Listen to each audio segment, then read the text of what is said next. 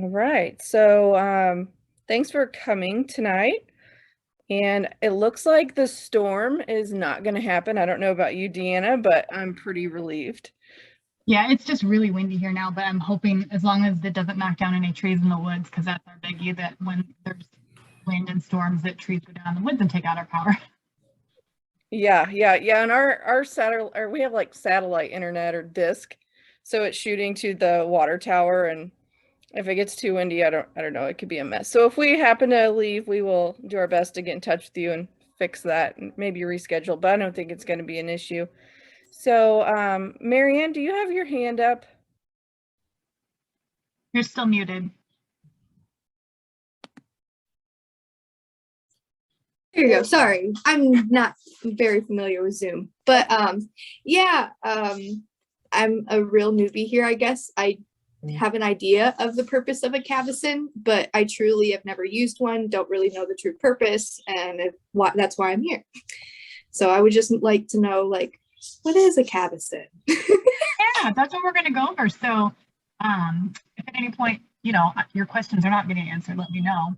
Tiffany, did you just see somebody posted in the group and doesn't know how to join? That just popped up on my screen. Do you want to handle that, or do you want me to handle it? Yeah, I will. On Facebook. Yeah, okay. Yeah.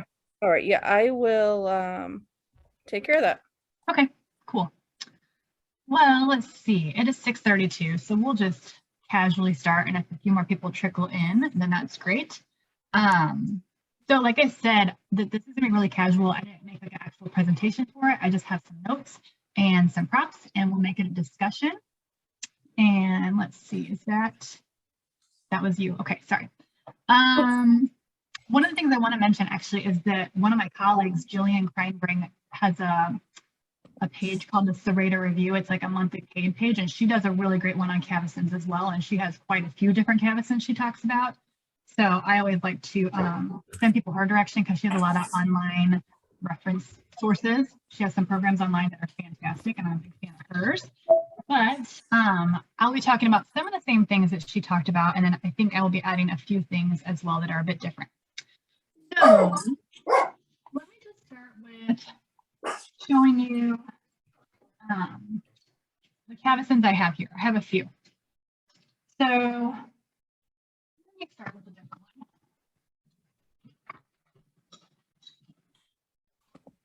one. Okay, let me back up a little bit. So this cavesson is a leather cavesson noseband, very soft here. Okay, and this one, Tiffany, this is one of Tiffany's actually. This piece here on it is stitched in, and I will show you a picture later of it on a horse, not this particular one, but how this one works. This cheek piece here is stitched on, so it doesn't move around. And the nose piece on this is very flexible. It's just leather and it's padded. And then this particular one also has little bit straps, so you can put a bit on there as well. This is kind of a nice one to start with because since it's padded on the noseband and very soft, it's a little bit more user-friendly, okay? I'm gonna show you the one that I use all the time that I like a little bit better, but it's not necessarily the best one for everyone.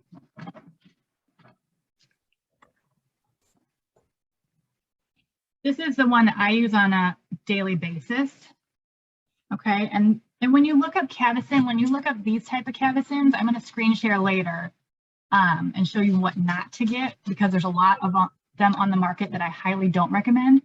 These are generally called European cavessons, academic cavessons, French cavesson.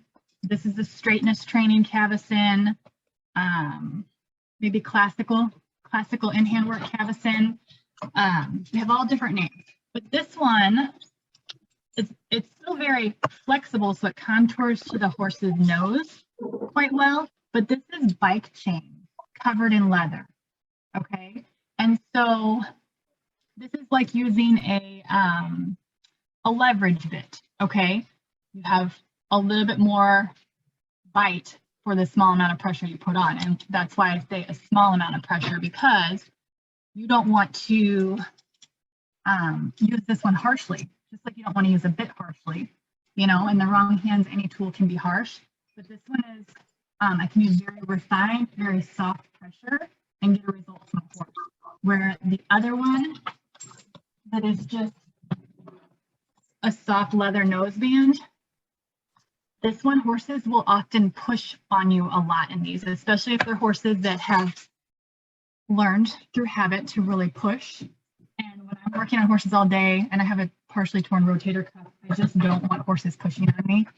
So this one has a bit more bite. You have to be careful when you're using it. It's maybe not super beginner friendly because you have to get very refined in your pressure and release on using a cavesson, but you also have to be good with your tool handling. So if you end up dropping the line, you have it dragging on the ground behind you, the horse steps on it, it's going to, you know, really jerk on them. So that's something to keep in mind. Marianne, did you have a question? Yeah, I was wondering, I mean, I know you said that you like, that's the one that you particularly like, but what makes that different than the other ones that are not like European or straightness training cavessons, or basically what makes your, I guess, that one particularly better than, I guess, the not so great ones? So actually the one that I showed you before too, I would probably, it wouldn't be a straightness training cavesson, but that one would probably also fall under academic, but it just doesn't have the chain in it. So you can have just the plain leather or the chain. But those, all the ones I'm going to show you are more the academic style, the classical style, the French cavesson. Okay. Because I will show you, I'll just Google cavesson and I'll show you what comes up, and that's not what you're going to want to get, but that's what comes up because that's mostly what's sold in the US. Right. Okay. All right. Thank you. You're welcome. And then this one, yeah, it's a bit big and clunky, but I kind of like this one. I actually started off with this one, and it does have metal on the top. But yeah, you can see how thick this padding is here though.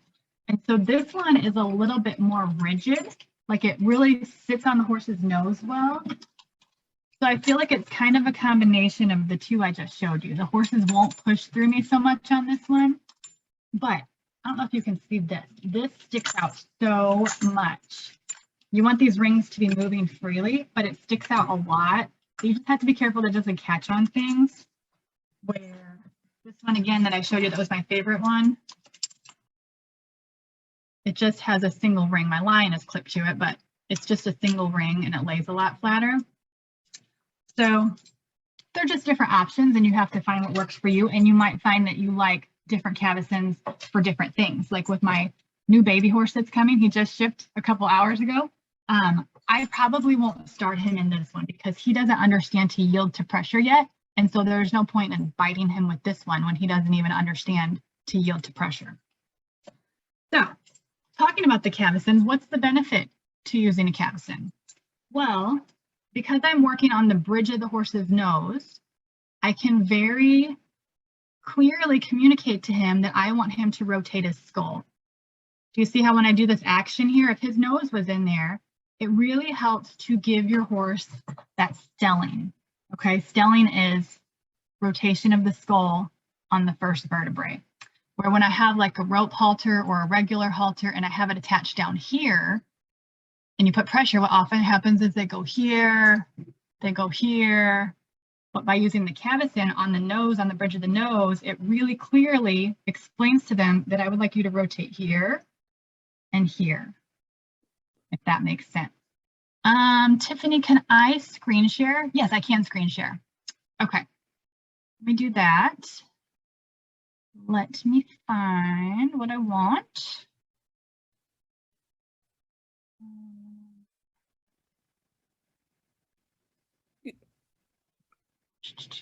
That's not showing what I want.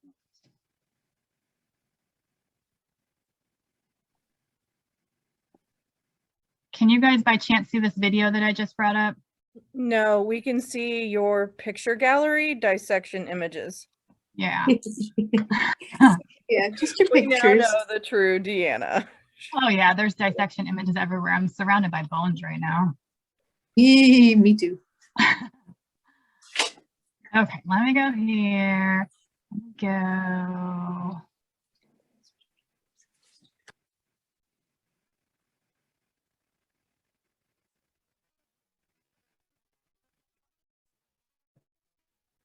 Here we go. So now you can see it, right? Can you see this picture or this video? No. Is it a Kidding. thumbnail? Like, okay, yeah. No. Is it? Well, sometimes it's slow to share the screen. It's a video of a skull and atlas bending, showing I you think stelling. it's coming. I mean, it looks like you're about to click on it. Oh, okay. Sometimes it's slow to share the screen. I'll give it another second. If not, I'll go back to I'll unscreen share and rescreen share. Anything yet? No. Okay. Well, you know what? Let's see. Let me stop the screen share and then try it one more time, because sometimes then when you go back to it, it works. Okay. How about this? There you go. Okay, very good. So let me orient you a bit. Can you see my mouse? Yes. I bet you can't. You can see it? Mm-hmm. Okay, cool. So just to orient you, I'm holding just the top of the skull. And let me make this a bit brighter. So this is the eye socket. And my finger is right here in the supraorbital fossa where when they're chewing and you can see that thing going up like that. This is where my fingers are. Okay. This is the horse's poll. This is the atlas. This is the first cervical vertebrae. When we want a horse to bend, we have to get it to start here at the atlanto-occipital joint. And by using a cavesson, can you still see my little thumbnail in the corner of me? No, I just Talking? see the video. Oh yeah, I see you talking. Okay, cool. So when I use the cavesson, and I can rotate it like this, that is going to clearly communicate to the horse that I want to use this joint here. Okay, so do you see this motion? This is called stelling, when we get a little bit of bend to the right and a little bit of bend to the left. And just to orient you a bit better, the horse's ear would be right here. We're missing the mandible, so I don't have the bottom jaw on there just because I couldn't hold all of it. But this is the motion that we're trying to achieve through the cavesson. And this is why using the cavesson from the bridge of the nose more clearly communicates to the horse than just using a halter or something underneath their mouth, or even a bit that will often cause them to twist their head. All right, let me get rid of, I'll stop the screen share for a minute. There we go. All right.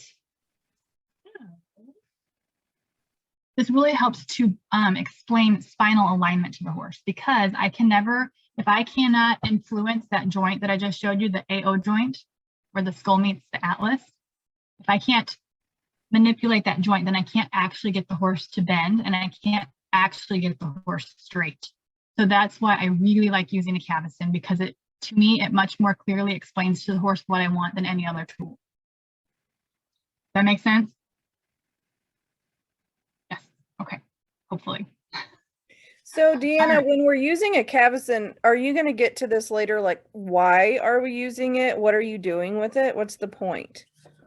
So I use cavessons for groundwork, like work in hand type. When I say groundwork, I don't mean disengage their hind end and chase them with a flag. I mean, I'm trying to get them using their body more symmetrically, so that hopefully they're not getting as much wear and tear on their body. I'm trying to gymnasticize them so they become a bit more ambidextrous. So that's why we do this. And when you lunge, it's the same thing at a distance. So if I have this clipped to their bridge of their nose, when I want them to turn on the lunge line, they're more likely to bend in towards me than to just twist their head and lean. That makes sense. Can I ask And a question? then I have the two. Yeah. Sorry, just on that thought, when you use it on the lunge, like, is it something where you would like hold and have a consistent contact, because it seems quite severe, or is it the type where you'd like have contact and then you would like release and let the horse try and figure it out? Yeah, so actually when I train a horse, I want everything to become their responsibility. Like, I want to explain it to them, and then I want to give them responsibility to then go forward doing that. Because if I just try to physically manipulate them and put them into the positions I want, like a puppet on, they will always feel heavy. But when I create this understanding and they become educated in their body, and they I direct them kind of like a conductor would direct. Then they take responsibility for it, and then they become light and they maintain the contact. So lunging should be like groundwork at a distance. So I still have this feel. So I'll start close by, working the horse close, and then I'll start to go out on the line a little bit and see if I can still influence them. And I will keep it like a light feel. So if I close my fingers, can you see how that moves that cavesson? Yeah. I try to keep a nice feeling on the line. Obviously, it doesn't always go perfectly. Sometimes they fall in and I got too much slack, and then I'm not influencing them. I don't really have too much of a problem with them pulling away usually, because I do it slow. If you're cantering and they're not ready for it, then they tend to pull on the lunge line. And I talk more about that and why in the bending and collection lecture, because we talk more about natural asymmetry. But I do want to have my lunge line, when I have a distance, I want to have just a little bit of a smile on the line, so that when we can't see my hand. When I close my fingers, it's like a half halt. It's just like when I'm riding, that I want that light contact so that I can still influence them from a distance. But you can't go, if you have a horse that's not been educated in his body to do these things, to you to understand the cues, and you send them out on 15 or 20 feet of lunge line, then it's not going to work. So you have to just start close by, explain to them how they need to carry themselves, and then maybe you feed them 2 feet of line, and then make little adjustments where you can still reach out and touch them if you need to. And then maybe they get 6 feet of line, and then 10 feet of line, and so on, until they can maintain their balance better with just a little bit of direction. Like I'll use the whip like an orchestra, like a conductor, and kind of pointing at the shoulder, like, hey, bring some attention here, don't fall in on the shoulder, or step under a little more with the inside hind, so that I can direct them from a distance. So hopefully that answered the question. Yeah, that makes sense. Thank you. Marianne, cool. did you have a question? Yeah. So, you went on the explaining a little bit of the lunging and what the benefits, how it works and stuff like that through your lunging and stuff like that. I'm pretty intrigued by it. I've never used a cavesson. But I'm understanding how it works and stuff like that. I mean, I've read up on them, but I guess reading it online, it was much more confusing than what you've said. So after thinking on that, I obviously have always worked with my horse in a basic halter of some sort, and we've done lunging. She does a great job and stuff like that. I'm very curious to how her bending, or maybe her responses to me, would change in a cavesson. Do you find that horses that have always been, I guess, ground worked and just worked in a basic halter, which I see how now it doesn't have that one central piece, so it can be a little misleading to how they're bending or wanting to, I guess answer what we're asking from them. Have you found that horses who have never been in a cavesson, do they take to it easily, or how do you think that they go into that? Because I'm kind of curious on because I do plan on eventually grabbing a nice one or this and that, but I'm kind of curious to how my horse will react to that placement, and just the different feel and stuff like that, and if she'll easily take into that. Yeah. So every horse that I've worked with has never been in a cavesson until I put one in it, or put a cavesson on them. Okay. Yeah. So sometimes they will flip their head. They will object because it's this new pressure and they don't understand it and they get frustrated. But when they're doing that, so they're either pushing through you and walking forward, or they're flipping their head, they're saying, hey, too much pressure, too long of pressure, I don't understand this pressure. And no matter how light you're being, because some horses you can still be very light and they're just like, oh, and they flip their head. You just need to take that in and observe that and say, okay, I could be quicker on my release. I could be lighter with my pressure. Even if it's very light, sometimes you have to be even lighter, and doing it in small doses. So you go do it for 5 minutes, and then tomorrow you do it for 5 minutes. Because otherwise, sometimes they do get a bit frustrated. It's new, they don't understand. Right. It's just like if someone overwhelms you with, some kind of math that you're not used to. Like I've got a little kid and now they're doing new math, and I'm like, this math, I hate it. I'm not doing it.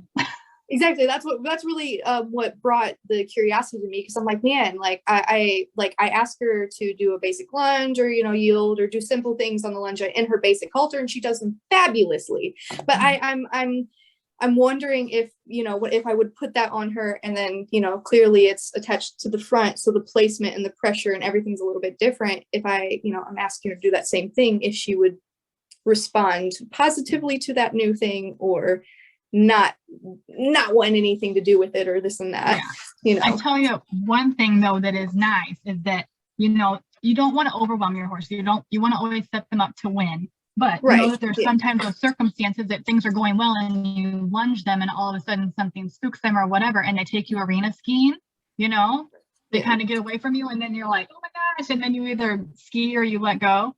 When you have the Cavesson and they hit that pressure, it brings their head in and then you don't go arena skiing, which is really nice. Yeah, I could see that. Yeah. Okay. Because you have a lot more leverage up here. Like you have a lot more strength up here and how it moves their head. Okay. So you take that with responsibility, but overall you'd say like they've taken when you've introduced them gradually, they've all taken pretty well to it. Yeah. You don't want to just put this on them for the first time and send them out on a 20-foot lunge line at a trot or a canter. Because then they're going to hit it and they're not going to understand it and they're going to get frustrated. And so you want to educate them at close range so they get a feel for it and they understand what that pressure is. Just like you wouldn't put a bridle on a horse for the first time and get on its back and then think you can go out ride in the field and that it's going to understand these commands and it's not going to throw its head in the air and be upset. It's just like any other tool. You want to take your time and make sure the horse understands what it means. Right. And with that, do you find like after they've been introduced to that, maybe that they like it a little bit more than maybe per se? I think they brace. I think it creates softness in their underneck, like Katrina was saying. Like I don't know if you were on here yet, but we want to create this softness in the underneck. And so sometimes when we have pressure here, then they tend to brace down here. Where when we have this, it just tends to create this softness down here. So I don't know. I mean, any tool you use, it depends on how you use it and how the horse perceives it. So I can't say they necessarily like it better, but you have to take that all in individually. Absolutely. So I also ride in the Cavesson a lot. So instead of like the center one, I'll use for groundwork and lunging, and then I'll use the two side ones to either do work in hand, put the reins over the horse's head and then do work in hand, or to ride in it. Because then it really helps again with your stelling from side to side. So let me show you how to fit in Cavesson.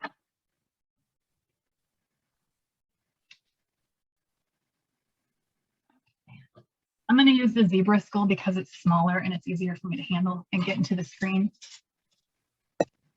All right. So with our horse's nose, you can see, the nostrils would be right here. And we want to obviously avoid the nostrils, but then you can see this nasal notch. And this is very palpable on your horse. When you touch by the nostrils, it's squishy, squishy, squishy, squishy, and then it's bony. And so you can very easily feel this spot. And you want to go about there, just a little bit above it. There, yeah, you can see that. Because do this. Take your finger and just ever so lightly close off the top of your nostril and then take a breath. Can you feel how much that restricts, even if you're not closing off down here, but you just close off at the top and take a breath? Do you feel how much that restricts your air intake?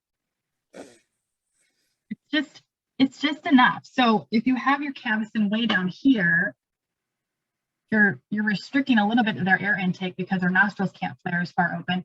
And two, do you see how much this bone tapers down? Okay, and that gets very fine. So we don't want to be too close to that. So if we go up here, we have plenty of bone to support that, especially if they would do something like spook on the lunge line and hit the Cavesson harder than you would like. And then the other thing we want to avoid is, this foramen is a hole in the bone. This is where a bundle of nerves come out, and it's the size of your pinky. So this bundle of nerves comes out right here on the surface. But because there's a bit of a contour, it's more narrow up here and more wide down here. So you end up having a little bit of bridging where the nerves can pass. So there's not a whole lot of pressure right there if you go low enough. But if you go right here, then you're jammering right into that where it comes out of the face. And then you also have your facial crest right here that you don't want to be rubbing on that just because it's bone and there's not a lot of tissue over it. And so if there's just a piece of cavesson rubbing right there over that bone, it can be rather uncomfortable. Hey, Deanna. Yeah. Is it real hard for you to put your earbuds in? No. Okay, let's try that because it seems like when you step up or to the left of your computer, we lose you. Yeah, I was worried about that. Do I need to repeat anything? Okay, so if you can just quickly go over the landmarks, the bony landmarks real quick. Like, where do we want the pressure to sit? A and why? Okay. So, Much better. did you hear the part about the nostril being right here and then this being all squishy? Yes, we But you got can that. palpate this in the live horse. Okay, so it's squishy, squishy, squishy, and then you feel it bony. It's really easy to feel. Just go right above that. And then the facial crest, I feel like the light on my computer is like blowing this out. There, that's better, right? You can see this facial crest. You want to avoid that. So if you kind of avoid going right there, it's very, again, very palpable. And you avoid this squishy area. If you kind of connect the dots, then you also avoid this foramen, which I had said a big bundle of nerves comes out of there. But this hole is huge. And this is a zebra, so this is even smaller than the horse head. It's easier for me to hold this one. But there's a bundle of nerves that comes out of here and it's the size of your pinky. And we want to try to avoid that, not putting pressure directly on that. And by doing that, if we go across the bridge of the nose, it's wider. There we go. It's wider down here. And so it gives a little bit of space here for those nerves to go under there. Do you guys want to see the facial nerves? Yes, ma'am. I don't know what you guys want. Okay, I didn't know if I have a crowd of anatomists or if I have of people that would rather not see that, but let me share that. All right, so let me screen share again. And these pictures are courtesy of Sharon May Davis. I do not have, I don't own these pictures. We'll start with this one. Okay, can you guys see that? Yes. Okay, cool. So this is the masseter. So this is the cheek, like the jaw right here. And then you can see these are nerves right here on the surface, and these are quite wide. You can see my mouse, right? Yes. Okay. Yep. Those are all nerves right there. And those are very palpable too. You can just gently run your fingers over the horse's face and you can feel those under the skin. And sometimes, especially if you have like a thoroughbred that's kind of thin skinned in the summertime, you can actually see those like through the skin with their summer coat. And you can see the nerves here, and then they branch. All this right here is nerves. So again, that's why we don't want to go too low with our cavessons. And then also think flash nose bands. This is the nostril here. She has it kind of pulled back, and this is the mouth. So think about all those flash nose bands that come right across there that people crank shut. Not only are they closing off the nostril, but they're putting pressure across here. Let's see. Let me find another one. This is a close-up. Did that change to a different picture? Not yet. No, I might have to stop screen share and go back because oftentimes it won't follow me. Okay, let me stop the screen share and try again.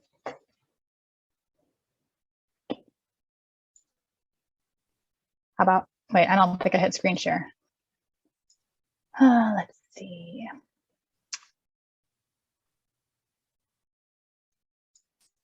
Okay, how's this one? Can you see this one? Yes.